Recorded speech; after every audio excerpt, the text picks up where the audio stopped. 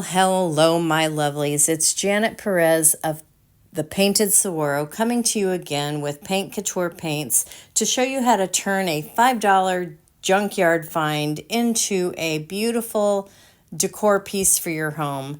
This could be a workstation for homework. It could be a place where you sit down to pay bills. Ugh. It could be anything that you want it to be. This piece came to me as a total basket case. It came literally in 5 pieces. And so that's how I started working on it, because I didn't want to assemble it until after I got the inside of the desk painted and all of the components painted.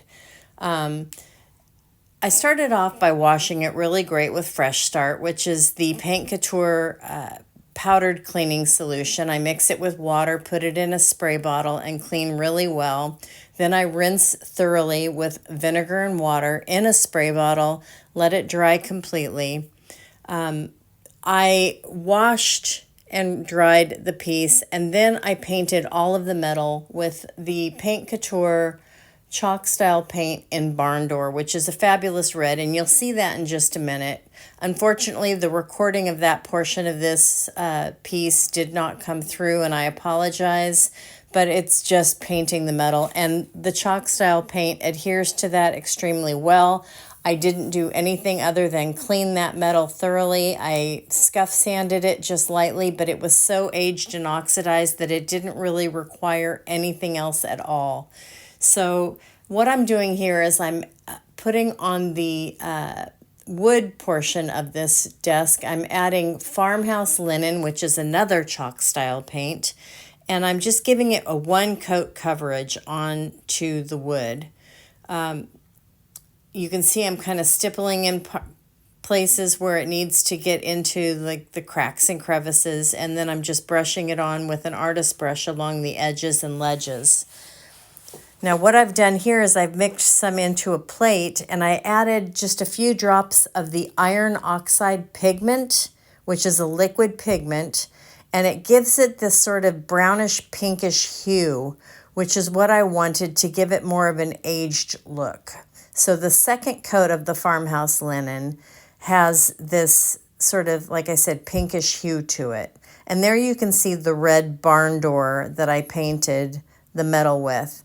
Now this piece completely transforms, and I'm going to be completely honest with you, it went a completely different direction than I had in my head when I started it.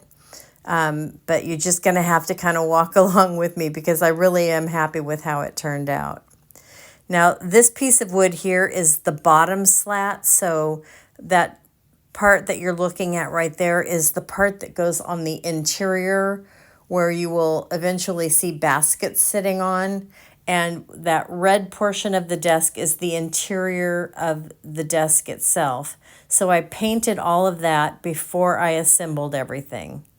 And now I'm adding some Extreme Guard flat top coat.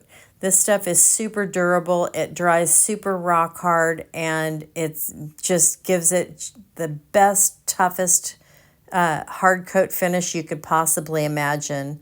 And I want to make sure that that interior of that desk is really scratch resistant. So I'm giving this a good coat of that, and before I assemble the bottom of the desk into the edges, and you'll see me slide that in after this top coat dries, and then I'll screw it in, and then we will assemble the legs, which have already been painted the red, because like I said, I painted all of the metal red previous to this recording that you're seeing.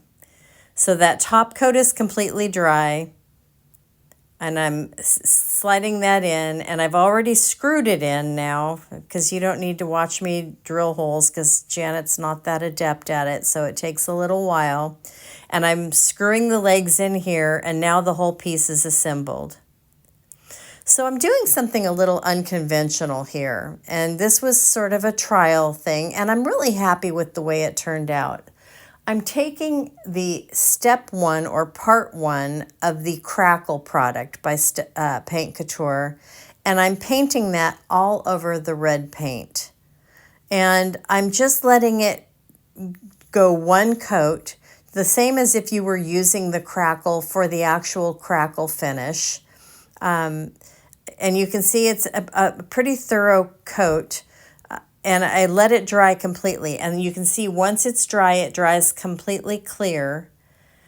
And now I'm adding a layer of the carbon mineral paint over that Crackle finish. I'm not using Crackle Step 2 here, guys. I'm using just the Crackle Step 1. And you can see I'm kind of touching it. And then I'm using a chip brush to sort of scrape it, the charcoal color or the carbon color back off. And it works as sort of a resist. And when I'm touching it with my hands, I'm sort of pulling the paint back off with my hands. You'll see at some point, especially when I'm doing the legs, I have a lot of paint on my hands because what that Crackle, it really makes sort of a sticky finish on your surface. And so when you touch the wet paint with your hands, it pulls the paint away from the finish and it just acts as a really nice resist. So you can see I'm getting sort of this really kind of cool aged effect on here, and that's what I'm going for with this. So this was the first time I've ever tried this with this product. It was just kind of experimental for me, and I'm really pleased with how it came out because it really gave me that cool edgy sort of industrial rustic look that I was looking for this, because it really is, you know, this is a desk from probably the 50s or 60s. I know when I was a young student in grade school, we sat at these desks and they were old then. So, yeah. So you can see there, you saw my hand. That's what I'm talking about. I'm pulling that paint off with my hand. My hand is acting as the resist on this. And you can see how you can see the red through that carbon color. So it's just giving it sort of a peekaboo effect. And I did that over the entire piece. Now what I've got going on here over the top of the desk is I'm using, and you've seen me use this tool before, it's just a spreader that I bought at Home Depot. And I smear some of the pitch black paint on it. And I've also got a palette knife in my hand, and I'm just smearing pitch black chalk style paint over the top surface of that desk. And I'm doing it very sporadically. I'm using the palette knife to get along the edges and get that kind of chippy look there as well. And I want, 80% coverage. I don't want 100% coverage. So I'm taking my time doing this and just kind of going willy-nilly over it so that I have some of that paint peeking through. Here I'm taking some of that pitch black again and I'm blotting it on a little bit with a paper towel, and then I'm going to take the the palette knife again and sort of spread some on there, because again I'm looking for that industrial look on the side on this metal. I want it to look really rustic and really industrial. Chip brush there, a rag. Use whatever tools you have. Use your hands, whatever you feel like you want to use. There's that palette knife, and I'm just kind of spreading, like my words. I'm making words up. It's late tonight, you guys. It's been a long day. But I'm using that palette knife, and I'm just spreading it on there and then misting it with my misting bottle to get it kind of runny and smeared.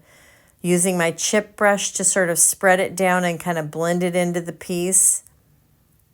And then using that rag to even wipe it back a little bit more so that there's just sort of a hint of that black to kind of give it that worn, weathered look. And then you'll see next what I'm going to do is I'm going to grab some Moxie by the Sea and some Dark Sea. And I'm going to start painting that on and dripping it and letting it sort of give it a sort of a copper patina look. So I'm using, this is a triangular brush that is available from Paint Couture. It's a really great brush for using for this type of technique. You can get some really nice little points there like I'm getting, and holds a lot of paint, so you don't have to keep going back into your paint jar. Misting away, dragging it down, and then blotting.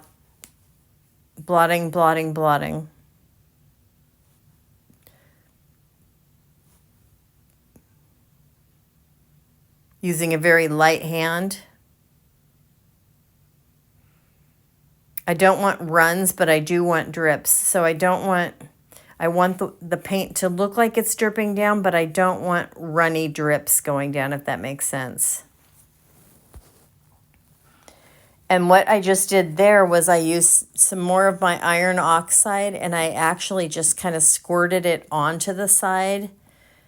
I got a little heavy-handed with it because it's very concentrated. You only need a tiny little bit, but I wanted it to look really rusty.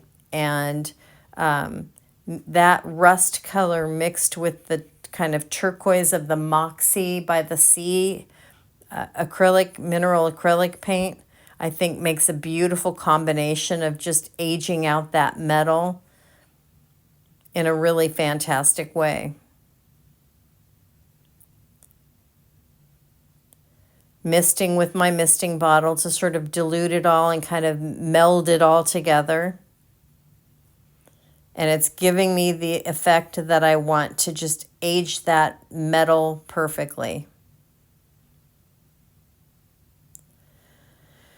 And now I'm putting a top coat of that extreme flat top coat on here because I'm going to start adding a transfer from IOD in just a moment. Well, not just a moment, literally, but as far as the video goes, it will be just a moment.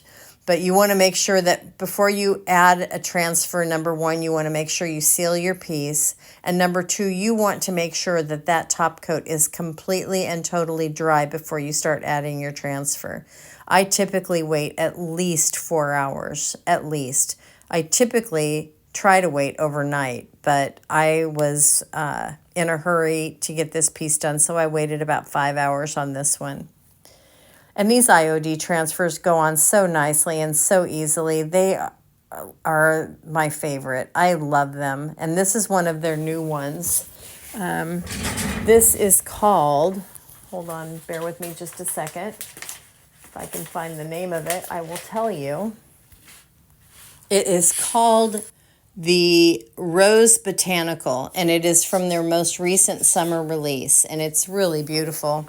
I spent a lot of time figuring the layout for these flowers because they all come sort of individually. So you want to make sure you take the time and think out when you have a design that you have to create. You want to think out how you want that design to be laid out on your piece. Because I had the pencil tray up at the top. I had the little inkwell portion at the top. And so I wanted to make sure that everything worked, all the elements worked well together.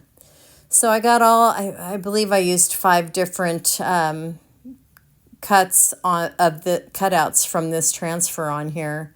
But I really think these roses are beautiful. And I always burnish them a little bit with that transfer paper. It works really well. So what I'm doing here is I'm using 800 grit sandpaper just to sort of slightly age that transfer out a little bit. And you can see it just ages it just the most minuscule amount, simply because that desktop is aged so much. I wanted to make sure that the desk transfer was aged as well. And that's really all there was to the creation of this desk. I hope you enjoyed watching the video, and I look forward to seeing you next time. Thanks for joining me.